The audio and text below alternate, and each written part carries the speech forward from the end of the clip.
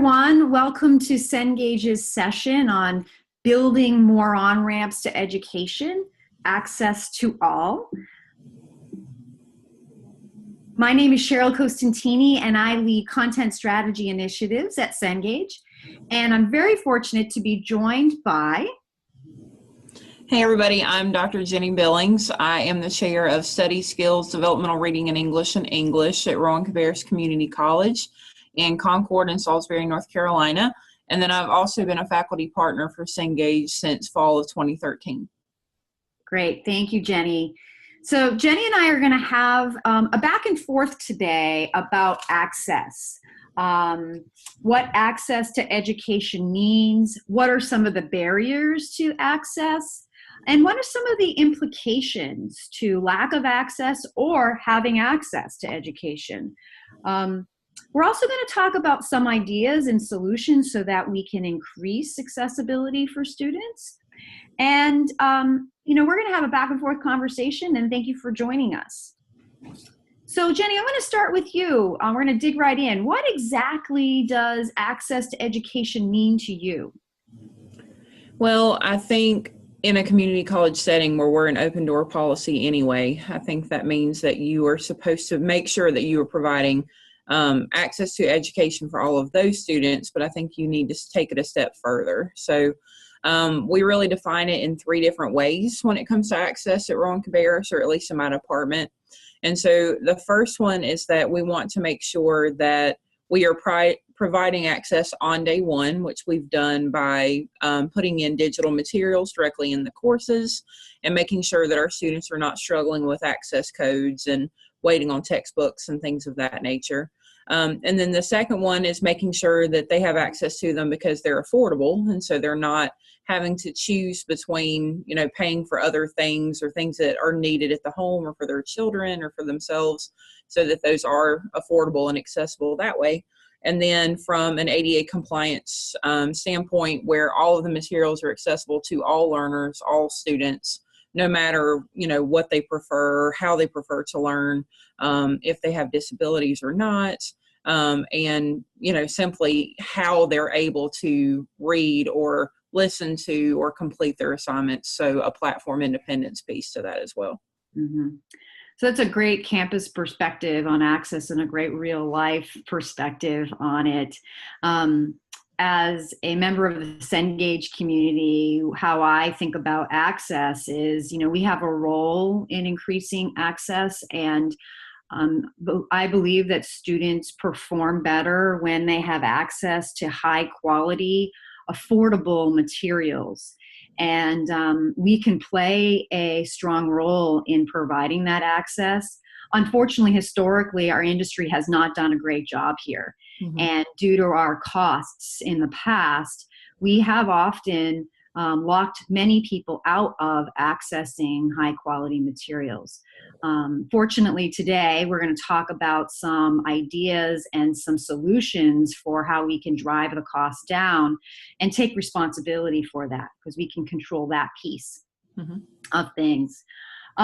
So let's actually talk a little bit about why access is important. And I'm going to talk about the sort of historical and cultural side of why we believe here in this country access to education is so important to us.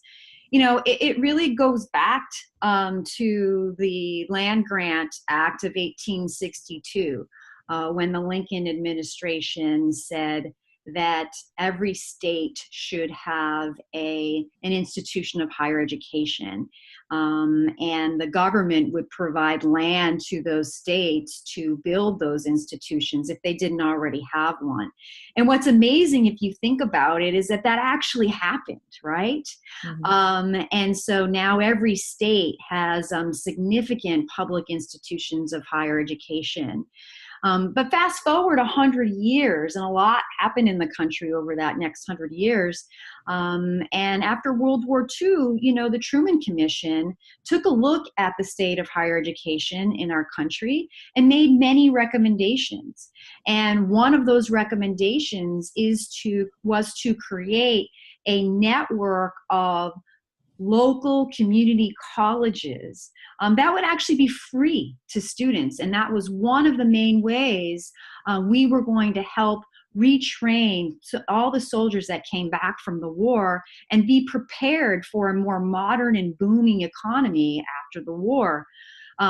What's interesting when you look at it historically is that we actually, while we didn't fully realize the vision of free, many states did have free access to education. And unfortunately, that has changed over the years. You know, states have started pulling back on funding of public institutions.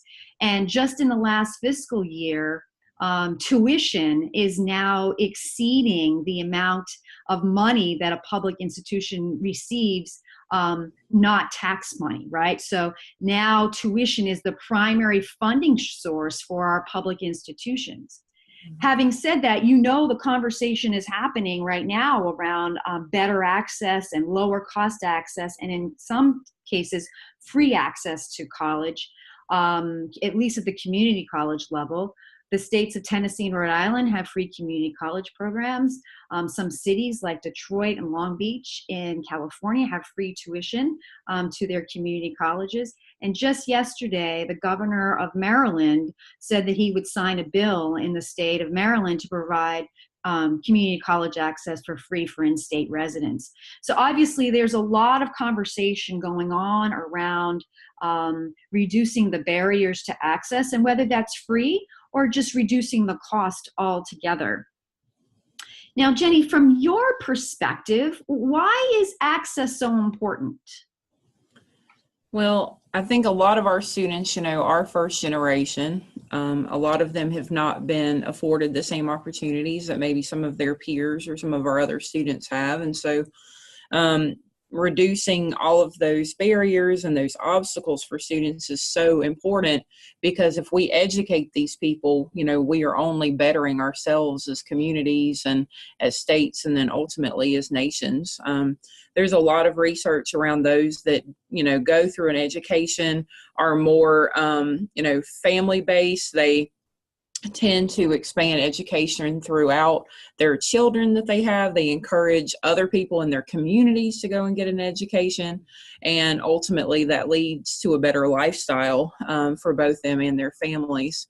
And of course, we also never want to deter or turn away students, especially being open door institutions. So when we have boundaries and obstacles that are in place, that's kind of that's counterintuitive to what our mission is and what we're saying to these students. And so trying to reduce a lot of that and truly making sure it is an open door policy without a lot of, you know, fine print is definitely in our best interest and definitely in our students' best interest.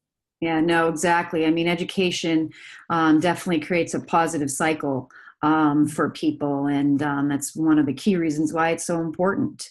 And if you take a look at the data, you know, the value of a college degree is really irrefutable. This is data from the U.S. Department of Labor Statistics, and I think we've all seen this data before, but it's very clear that there's a correlation between educational attainment and earnings, right? And it's a pretty stark difference between someone who does not have a high school diploma versus somebody who has a degree in higher education. But it's important to note, and you touched on this a little bit, Jenny, it's not all about the money, right? College grads are more likely to participate in their communities by volunteering and voting. And they also describe themselves as happier and living healthier lives.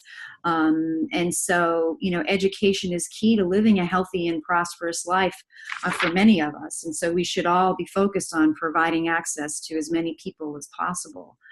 Mm-hmm. Now, you know, there are lots of different students today. I mean, students are facing many different challenges. You've got students who may have not gone to college right after high school, and students who are now wanting to go back to school now that they're adults. There are also people who want to be retrained and start a new career. So the student body today, or the body of people who want to go to school, is very diverse. Jenny, can you talk about some of those challenges that your students face? Yeah, I think you can really think about this in kind of like a 3-point model. The first way that I kind of like to talk about my students today is just comparing kind of the type of student I was. I knew nothing about community colleges when I went to Wake Forest. That's a private institution. I lived on campus. My sole purpose was to go to school when I was at Wake Forest. I was not working at that time. And really, all I had to do was go to class, write papers till 4 a.m., crash and burn, get up, do it all over again. So that was really the pattern, and that was the lifestyle that I saw and that I experienced through my own education. But then when I went and I got my master's and I got my doctorate, I was starting to see kind of what our students see because I was working full time, sometimes 2 or 3 jobs. I had, family and friends and other expectations and obligations, and that's absolutely what our students see. But they're seeing it for, the community college education and for their 2-year and 4-year.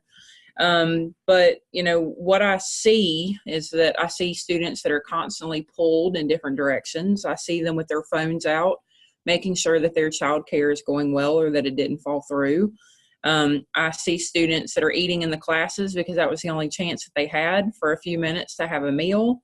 I see them, having to leave class and check in with work because, their boss keeps blowing their phone up.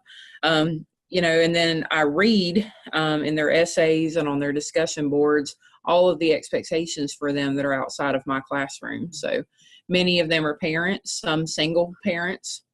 The average student at Rowan-Cabarrus is 28 and female.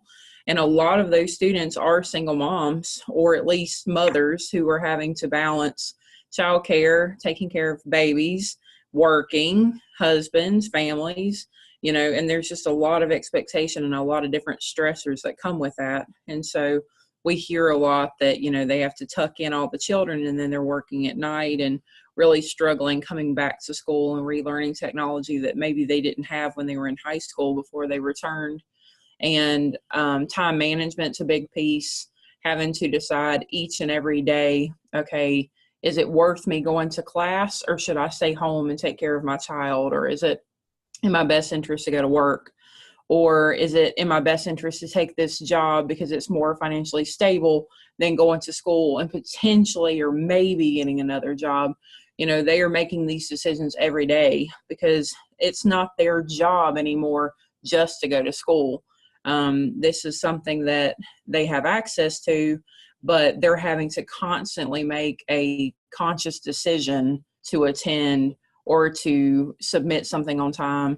And it just shouldn't be that way. It shouldn't be that hard of a decision for our students. Yeah, no, those are really compelling observations. A one-size-fits-all model to education is no longer meeting the needs of today's student. And it's important for us to all acknowledge that and to figure out what can we do to help. As a product developer here at Cengage, we have taken a very serious and deliberate effort to better understand the needs of the students we serve.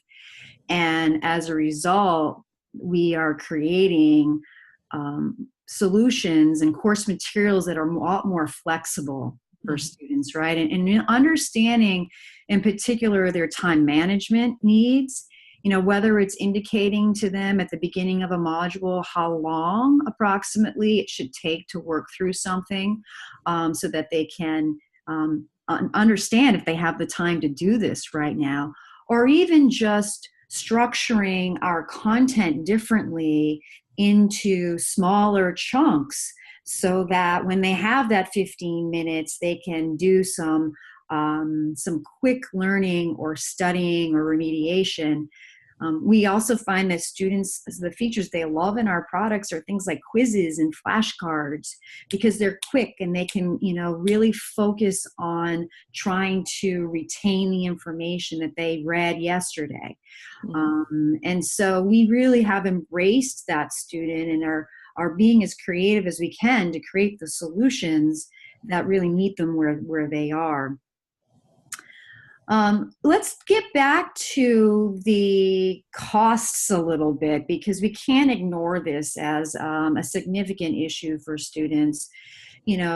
Students are definitely limited by crushing costs, and we know that the price of college continues to increase. Over the past 10 years, college prices have increased 45%, yet household income has declined by 7%. And that means that more and more students are graduating with debt and making decisions around not just to go to school, but to stay in school or to take particular courses. And so, Jenny, I think you probably see this firsthand. What are some of the results that you see or decisions that you see your students make as a result of the cost? This was especially true before we rolled out the eText initiative in fall 2014, but we were seeing students create their schedules based on how affordable the coursework was. And of course, in a community college setting, the credit hour is pretty consistent, how much you pay for that, but the materials, what was required for the courses was not at all consistent. So students were talking to their friends, they were going to the bookstore in advance, they were shopping around and realizing that there were courses that were $300, $400, $500, $600, and they were either foregoing them or pushing them off or not taking them at all. And these were ultimately classes that they needed in order to complete what they set out to do at the college. We also see that they try to complete all of their work within the trial periods or the first 10 to 14 days, which is not helpful because many of us don't open the entire course for that reason. Our students need their materials and they need to pace themselves and not rush through. They were maybe paying for the class and coming into it, but not getting the materials and then being, from the get-go, 66% less likely to do well without having the materials. And that's even on day one, they're that much more likely not to do well. But these students were not having it at all. They weren't getting it. And then they were trying their best to stay in the course and do well, but then by the withdrawal date, the last day, 65% into the class, then they were withdrawing at that point and losing some money there because it was a withdrawal rather than a no-show or, never attended, and then having to restart that cycle again and retake the course again. So we constantly saw this, and so that's why we went digital 4 years ago. And because we still see some of this, even with that, that's why we're excited to go, Cengage Unlimited in the months to come. Great. Yeah. And you can see here on the slide, that not having access to those materials definitely impacts their outcomes, right? In terms of failing the course or getting a grade that was worse than they should have gotten or would have gotten if they had access to the materials. Right. So actually, let's talk about digital because, there's an assumption that technology would have reduced the costs, right? And that hasn't always been the case. I think there are some models that are definitely focused on reducing the cost. But, from your perspective, Jenny, how has technology failed to enable access? When we put this into place and we introduced digital to our students, we knew it was more from an access day one standpoint. We wanted them to no longer have to go to the bookstore and wait there, worry about it being sold out or markup costs and that kind of thing. And so we really put it into place from, having it on day one. That was really the first goal. But it was also to reduce costs, which they were saving between, 20 and 45% on their materials because it was digital. But in our mind, that really wasn't good enough. So that was one of the first things that, we felt like failed was the savings should be more with it being digital and the bookstore not ever touching the digital. There shouldn't still be markups on it, so there was still that frustration that it wasn't as cost effective as maybe we set out for it to be. I think, too, you have so many returning students that are terrified of technology, especially new technology for them. Educational technology is always going to be new because it's not the fad. It's not on their phone for free. It's not something that they probably really enjoy to do on their own time. And so, having to teach students to go from Facebook and Instagram and Snapchat to, a digital educational platform was definitely a learning curve.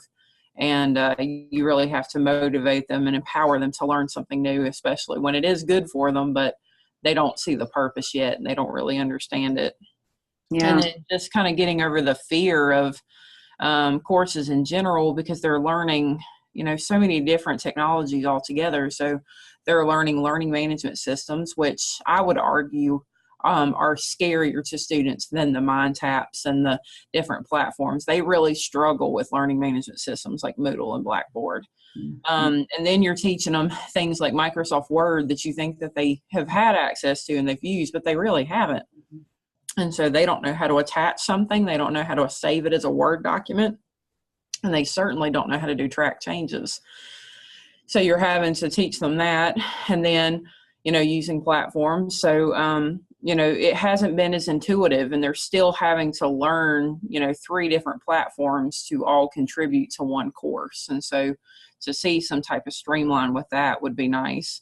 And then, of course, when we first set out with our initiative, it really wasn't platform independent. Like, let's be honest, it really wasn't. There were Flash player issues. There, iPhones and stuff really hated the technology we were using. It's since gotten better, but we were trying to put the technology in their pocket, but a lot of the things they had in their pocket didn't read it or didn't, utilize it as it was supposed to. So those were some of the things that we saw and that we have really worked with Cengage especially to make more user-friendly. And but part of my story about how I became a faculty partner was because we were struggling with the technology piece. And I knew my students needed a face and a hand to hold on campus. And so I literally asked Cengage to train me and put me on the ground here at Rowan-Cabarrus to make sure that I could piece all of it together and teach the students and be here for trainings and that kind of thing. And I honestly think that's why it worked. If I had been hands off, I don't know that we would have succeeded the way we have. So. Yeah, so you bring up so many great issues. There's first, there's the fact that in some cases digital hasn't decreased the costs. And, I think one of the failures of our system is that we've had historically been adding digital on, right? And so, the notion that anytime a student has a digital product, it's an additional piece is just fundamentally flawed, right? So we need to move away from that. Right. And when we talk about Cengage Unlimited, we'll talk about how we have moved away from that. But then even, and just as importantly, there's the experience that students have with digital solutions. And I think while we're making some progress there, we do continue to need to make progress. Right now, most students are comparing their digital experience to a print experience. And that's because many products are essentially a facsimile or a PDF of the print. And we know that digital can provide so many richer learning experiences because, we know that technology should be purposeful for students, right? It has to be personalized, and it must be user-friendly and intuitive. And so many of our solutions are making great strides in all of these directions and truly providing a completely different learning experience to students today. So that's, and I think that speaks to some of the issues you were talking about in terms of you wanted to be sort of like boots on the ground in terms of helping your students use these materials because they need to work seamlessly. We understand that students shouldn't have to have a different experience with technology, whether they're taking English composition or calculus, right? And so streamlining our solutions and providing more consistent experiences is something that we are very, very focused on.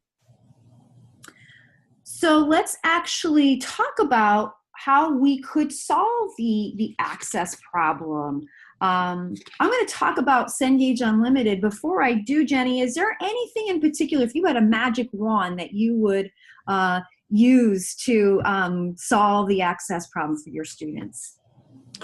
Sure. This is actually something that I've thought about, since we last spoke. I think how great it would be to see a new learning management system platform in place. I think, a lot of institutions choose based on costs and what it's going to, cost the institution financially and manpower wise and that kind of thing. And man, it would be great to see a new one in place that was compliant and that works well with all these systems that would help streamline the experience. So perhaps Cengage could do that one day. And then also to see institutions provide platforms and, devices, digital devices for their students that would be preloaded with the software and the portals and things that they would need. That would be really big for us. We have devices that are, in the bookstore that students can purchase. But I mean, could you imagine how much more accessible education and courses and costs and all of that would be if as soon as a student enrolled, we gave them a device? I think that would be, tremendous. And then just to continue to see, the streamlining of technology from community colleges to four-year institutions, you would see better students that way. And we're already seeing it with us, and we've heard that there are courses at a four-year institution within 50 miles of us is utilizing MindTap. So our students are seeing really similar experiences, which has been really great to hear. Yeah, so many excellent points. I have children in the K-12 system, and it's amazing because, they're all Google Classrooms, using Google Docs and not necessarily using, to your point earlier about Microsoft Word, all the same applications that in college we're trying to have students be accustomed to so that they're ready for the work world. Those are some of the differences between and the challenges between K-12 and higher education. There's also, we understand that the majority of college students all have a phone. They all have a mobile device, but they may not have a laptop. And they certainly, increasingly fewer of them have tablets. And so just even understanding the device prevalence out there and how we can make sure that our solutions are 100% mobilely enabled so that students can access the course materials and do the work, even if the only device they have is a phone, is something that we as an organization can continue to do. So let's talk about actually some of the things we are doing. We know it's clear that students need access and affordability, not one or the other. We need to not be making students make a trade-off, right? They shouldn't have to trade off access for affordability and vice versa. And so we have come up with a new model called Cengage Unlimited. And the Cengage Unlimited is a digital subscription service to students that provides all-you-can-learn access to our entire Cengage catalog of offerings. It's for just under $120 a semester or just under $180 a year. And to put that into context, $180 a year is typically about a fifth of what students spend annually on their course materials, including rental, used, not buying, etc. This will be available August 1st, and it is our entire library. We are not holding anything back. So it includes materials for over 70 disciplines in 675 courses. That includes about 2,300 digital products. And what we mean by digital products are many of the products you're familiar with, like MindTap, WebAssign, Applia, SAM, iLearn, etc., and nearly 20,000 ebooks. So again, we're not holding anything back from this library. Students can have full access to any of these materials, even if the instructor hasn't necessarily assigned them. And that's one of the beauties of this subscription. We're finding that students do want to take charge of their own learning. And in the student focus groups we have been running over the spring, we're learning that students love to be able to explore and find materials in addition to what their instructor has assigned that will help them learn and succeed in the class. Not only does this represent significant cost savings, but it does provide access to our award-winning platforms, which have been proven to boost outcomes and increase student engagement in the learning process for students. We also recognize that many students still want access to print, and we are not restricting print. And that is really important to note. We want to provide materials that students believe they need to achieve the best success in their courses. And if that means print, we will support that. So with a subscription, we will provide a student with a free print rental with any of their activated online courses. So if they activate MindTap for an English class or a history class, they can have a free print rental for the term of that course. And the only thing they pay for is shipping and handling, which is $7.95. Okay.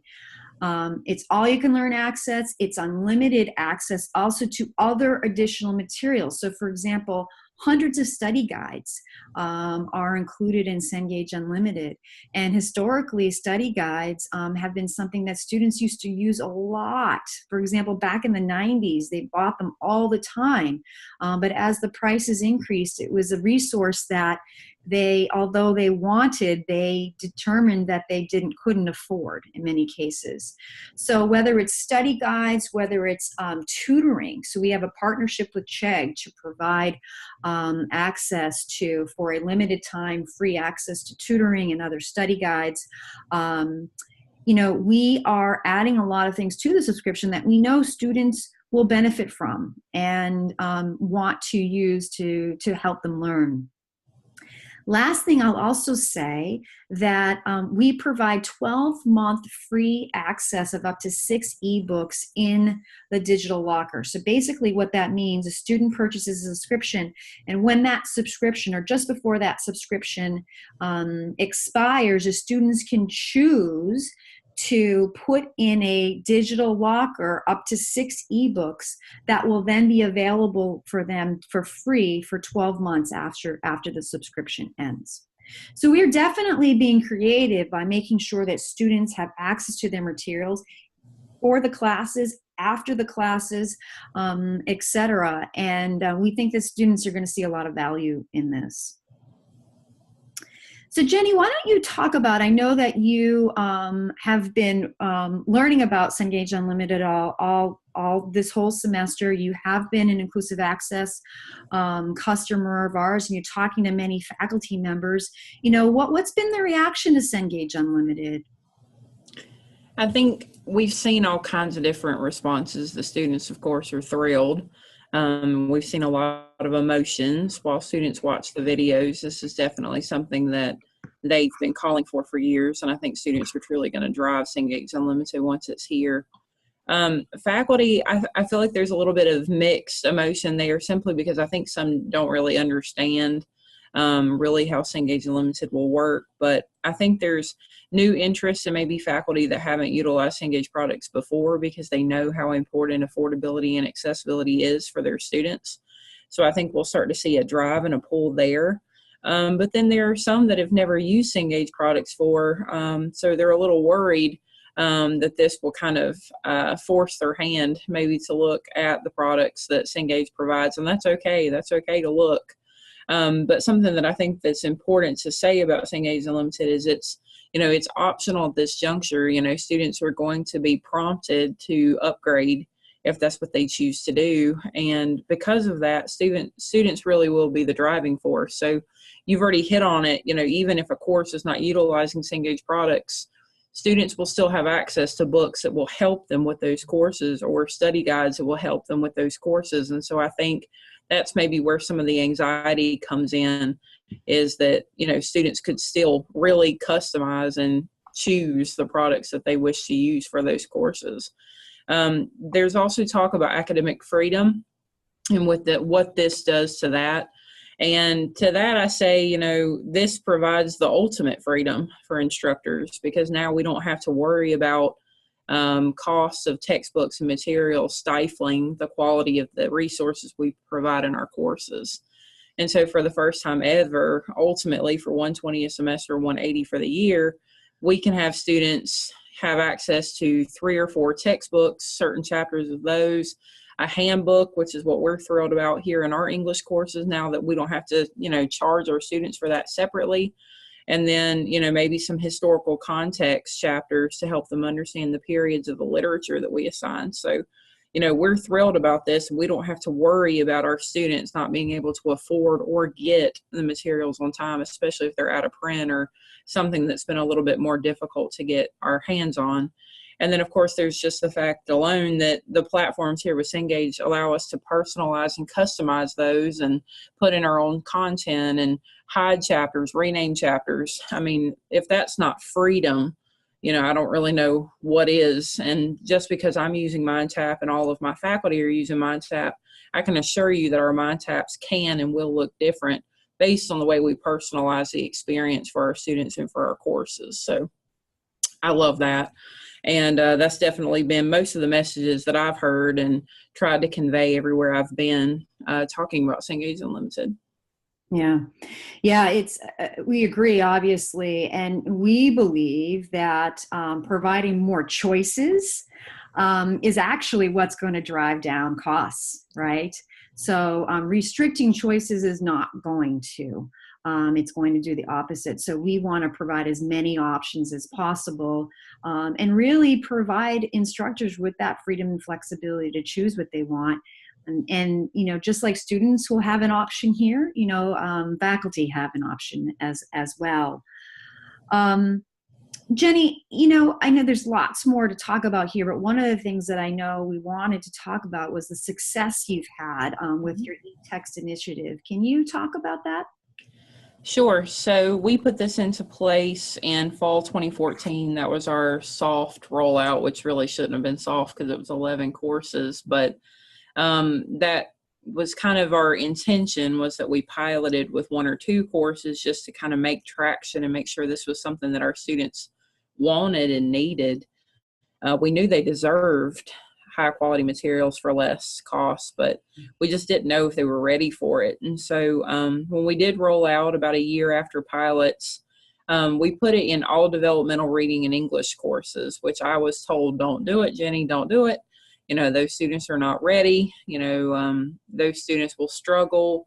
They won't have computers at home. There were just so many obstacles that the administration and, the college as a whole and faculty as a whole were really worried about. And so I just made a case and said, these are the students that have to have it. If we're going to streamline experiences in education and technology and all of these things, we have to start from the ground up.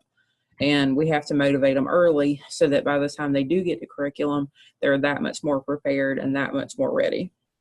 And so what you see here, the developmental reading and English course retention rates in the blue here, what we did was we combined all of our 3 levels of DRE courses together to show you this data. And so what we saw just 1 year after going digital was that we saw a 16% increase in retention. And the way we define that is from the 10% or the census date of the course, when the students are truly registered and pay for the course fully, all the way to the end of the course when a grade is assigned. And so we saw a 16% jump. And we think that had a lot to do with more so providing the access on day 1, because that first year, the cost savings were good, but they weren't great, and they weren't near what we're going to see with Cengage Unlimited. So we truly feel like that was just going digital, them having access on their phones and being able to take it on the bus or to work with them, and them having it on day 1. That's what we really attribute that success to. And then a year, or actually just a semester later, in spring 2015, we saw another 5% increase. And we think that was just the students being able to be empowered by that technology and DRE. And as they went through the DRE levels, 096, 097, 098, we saw, confidence for the first time.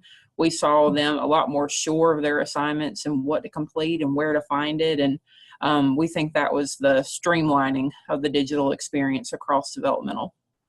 Then on the right side, the big three course little chart here, this is something we're really excited about because we feel like English, computers, and math are probably the top three courses that students struggle with or have a fear of. And we're also the big three because we're the largest areas of the college. And so what we wanted to show you was how this can increase things, just by implementing digital inclusive access and then, ultimately saving students money at the same time. So my area, of course, is ACA 122, which is College Transfer Success, and English 111, which is Comp 1. And we've been in play 3 years when this data was collected. So this was fall 2017. We look back over a 3-year period. And as you can see, the completion increases have been really, really substantial. And so have the retention rates, especially in ACA 122, we think because this digital piece provided more purpose for that class. We used to hear all the time when students would take a study skills class, well, I needed this earlier, or I don't need it now, or what's the point of it? But we think MindTap and the technology and all those things have really helped build that, bridge that gap and build trust in our, in our materials and in our courses ultimately. English 111 retention rates have always been pretty high, with us being the gateway course and students knowing that they have to pass us in order to get into other classes. But what has really, really shown great strides was the completion rate increase of 6.2% in 3 years. I mean, that's unheard of. I remember when I rolled this initiative out, my VP at that time said, Jenny, honey, if this increases retention, by 1%, it will be a miracle. And, look at what we've already done. And then CIS 110, that's the basic computer course, has been in 2 years. They followed right behind us a year later. And they've already seen completion increases of 7%. And I know that's kind of a duh, putting digital products in a computer course, but, once we put it in there, it just really, really, really helps students, especially with the costs. That's where we're seeing a lot of the cost savings, is the bundling of computer courses, where they're, can drop down from $300 to $150. And then with Cengage Unlimited to $119.99. So thrilled about that. And then you'll see retention increases. We think that one has a lot to do with the financial stability of the class now of 9.5. And then math, they just joined us last year. So they've been in for a year, but, we're already seeing completion increases of 1.8%, which is more than that 1% standard that we kind of set in the very beginning. And the retention is 0.2. Sure, it's not a lot, but it's there, darn it. And it'll continue to increase as we go along. Really remarkable results, just really fantastic results in completion and retention, and a great example of how day one access, lower cost products, and just having students get in there with digital on the first day really absolutely contributes so substantially. I also love what you said sort of halfway through there about how you were building more confident learners, and that's something that we shouldn't ignore either. I mean, the data's fantastic, but we all know by working with students that when students have more confidence, they are going to succeed and they will persist. And they will not give up, right? Absolutely. And what we've seen, and my president likes to share the story, I think because she's still a little bit in disbelief, but for the first time ever, we're seeing DRE students go into English 111 having gone through the developmental pathway, and they are training the English 111 students on the technology that they're about to experience. And so that's been, tremendous. And then, just them going into another class. So they leave me in English 111 and then they go to maybe COM 231, which is public speaking, and it's the exact same platform and the same language and I mean, just hearing that those students are that much more prepared, I mean, has made all the difference. I mean, the institution, we all use the same learning management system. Mm-hmm. Then we all went common textbook within our divisions. But to almost be in 70% of the courses here and therefore have stream technology too, I mean, that's kind of a big deal at a community college. It's fantastic. I love that those students were teaching the other students. That is how transformative is that? I love that story. Mm-hmm. Now, I know that you did all this with an inclusive access agreement, and with Cengage Unlimited, you're excited because you're going to be able to scale this even more. I just want to acknowledge, inclusive access is still an important business model and a model for institutions to work with publishers to provide better access for their students. In addition to Unlimited, we still do inclusive access. And just to point out some of the differences, inclusive access is on a course by course basis, right? So you are providing access for an individual course. The beauty of Cengage Unlimited is that it is the entire curriculum, right? So it would cover all of your needs for all of your courses. So that's just really kind of the fundamental difference, but they're both very good models for improving access and addressing costs. So just kind of in the final moments here, you wanted to go through some of the references. Why don't you do that next? Yeah, sure. Well, something that, we have offered everywhere we've gone is to really be a template for all of you if this is something you're interested in. And we are an inclusive access institution, which means that our students pay for their materials at the course fee level. So as soon as they are paying a cost for their course when they register, they also have a cost for their materials as well. And so that's what we consider inclusive access. But then through the learning management system, that means they have access to their materials from day one because they are directed to the Cengage Unlimited portal, or they will be directed to the MindTap course or something like that. And it's literally a single sign-on registration piece, no access code, and then they have it from then on. And really the only issues and technological, secrets you need to know is try to avoid Internet Explorer, which is pretty true to most learning management systems, and disable pop-up blockers. So that's really been the only piece that you would need to know about that. But part of this and, of our success is that we want to share it with you. And so if this is something you're interested in, is going digital or going inclusive access or learning how we're going to utilize Cengage Unlimited in the future, here are a lot of the resources for you. So we have a link about the digital solutions that we have at Rowan-Cabarrus there at the top. We used to call it the eText initiative, but it's so much more than that now. It's not just books, it's truly platforms. And so we now call it the Digital Solutions Platform initiative. And so, just in case you see the differentiation of the name there. We were also in January of 2018, we were a top 10 national finalist for the Bellwether Award. So there's information on that. You can even read how we describe the initiative and some of our materials. And if you're interested, you can reach out to me and I'll even email you our presentation we did. So you have that. And then in November 2016, I and the college won the Online Learning Consortium's 2016 Digital Learning Initiative Award, faculty-led division. We actually won that one for the nation. So there's more information about that as well. Fantastic. And, I'm sure many people will be interested in taking a look at this. This is truly great work. So we've talked about Cengage Unlimited, we've talked about inclusive access, and another model is, is OER. And I just wanted to acknowledge that OER is a very important part of the ecosystem and a great way to eliminate a barrier to access for students.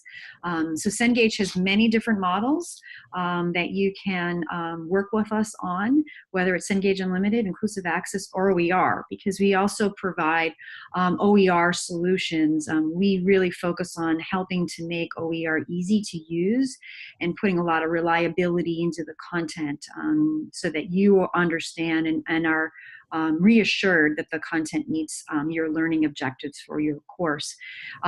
So OER is one way to address the problem as well. And we believe that OER and Cengage Unlimited complement one another. They're both very good affordability solutions, and it isn't a competition between the two. So no matter what you would like to do, we would be happy to work with you on that. You know, we have just a really simple philosophy. We want to make materials that are accessible to students wherever they are, in whatever place they are socioeconomically, or in wherever they come from an educational or from a background standpoint. We want to make sure that our products are inclusive and accessible, and we just want students to have choice. So with that, is there anything else you wanted to mention, Jenny? The only other thing I think I would say, and this isn't to be hard on us educators, I think it's just to be, transparent and to just say, say this piece. But with Cengage Unlimited coming in the fall, there have been so many years that I've been part of education that we have constantly put pressure on publishers. How are you going to meet our students? How are you going to meet their needs? How are you going to make this more accessible, affordable, et cetera, et cetera, et cetera? And here it is. It is now here. And, Cengage has done its homework and has provided all of this for us. And so now it's time for us to do the same. So we really need to let students drive this. We really need to listen to them, and the courses that we can synchronize in order to better serve our students, we should do that, and we should be open to that. And we acknowledge and we understand that there are some courses and things that just don't have the availability of Cengage or something like that at that point. And, that's not what we're asking. We're not asking for clean sweeps across entire institutions unless you want to do that. And we're all for that. But this really can be driven by student scheduling patterns and what best serves them, and ultimately what will be better for their financial aid and, everything that they have in place.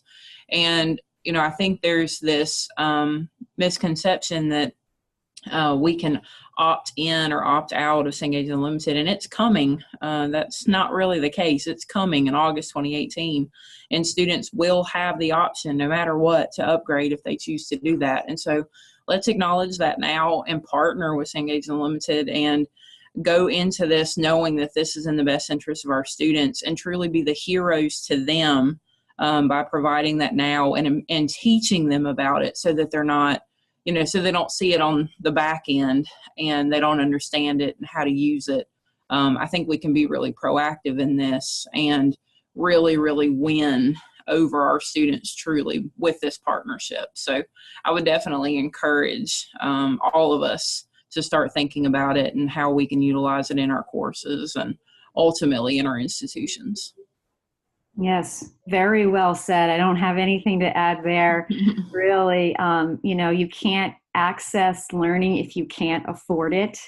And, everyone, to your point, Jenny, has to play a role in driving the cost of education down and to make the learning experience as positive as possible for students. And we're very proud of what we're doing with Cengage Unlimited. We believe it is a very vital solution to this big problem that we can control. And we look forward to partnering with Jenny and many other institutions on rolling this out in the fall. Mm-hmm.